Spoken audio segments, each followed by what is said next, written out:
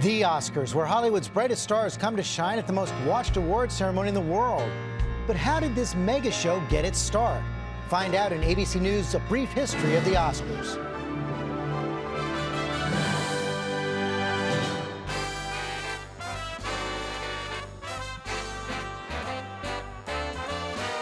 It all began in 1929.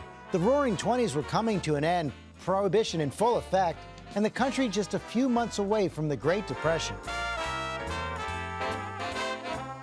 Enter Louis B. Mayer, a prominent studio executive who sought to unite the 5 branches of the film industry: actors, directors, producers, technicians, and writers.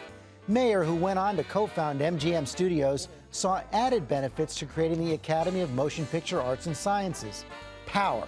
I found the best way to handle filmmakers, he said, was to hang medals all over them. If I got them cups and awards, they'd kill and produce what I wanted. And so, on May 16, 1929, 270 guests packed into the Hollywood Roosevelt Hotel for the first Academy Awards. There was no radio or television broadcast. Tickets cost just $5, and everyone already knew who the winners were. The 15 statuettes given out that night were made of gold-plated Britannium on a black metal base, each weighing in at 8.5 pounds. Designed by Cedric Gibbons, the Art Deco statue depicted a knight holding a crusader's sword standing in a reel of film with 5 spokes representing the 5 branches of the film industry. No one knows exactly how the Oscar got its name. Some credit the Academy librarian, others Betty Davis, and even Walt Disney, who to this day holds the record for most Oscar wins. The awards quickly grew to become one of the premier events on the calendar. By 1942, they had become so popular, the Academy was forced to host the ceremony in the massive Grauman's Chinese Theater in Hollywood.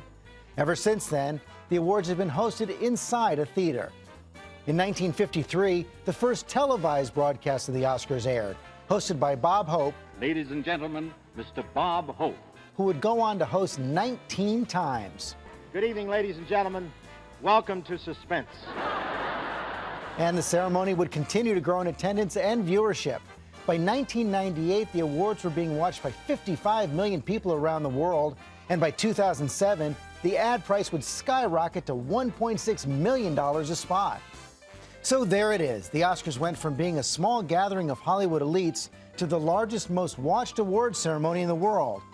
All thanks to one guy who just wanted a bit more power on the silver screen.